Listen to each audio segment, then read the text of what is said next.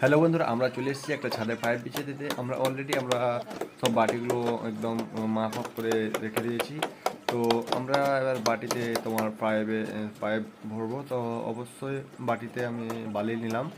বালি নিয়ে তোমার বাটিতে ভরে মার্কারিং করে বাটি দেবো। তো আমি বালি নিয়ে যাচ্ছি। তো তোমরা দেখে নাও, আমি এবার মার্কারিং করবো। অবশ্যই যখন তোমার করবে, ওই যখন ছাদে যখন পাইপ বা বাটি মাপ করবে, তো অবশ্যই মার্কারিং করবে।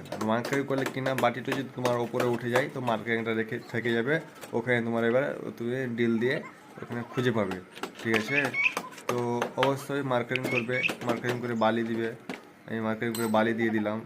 বালি দিয়ে আমি তোমার এখানে মার্কারিং করছি। এখানে একটা বালি দেবো। এটা হচ্ছে বল বাটি।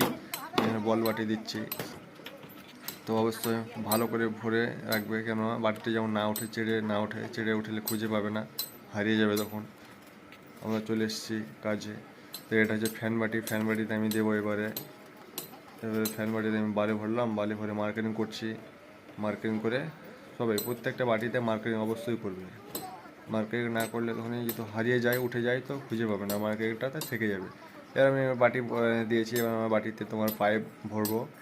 এটা মেন থাকা পাইপটা বাটিতে যাচ্ছে, বল বাটিতে। আমি রোডের তল দিয়ে ভরবো।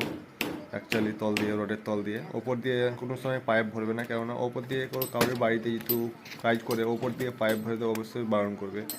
কেননা ওপর দিয়ে পাইপ ভরলে যখন ঢালাই করবে, মেশিন দিয়ে গাড়ি চালাবে, তখন পাইপটা একদম চিপে দেবে। চিপে গেলে তোমার তার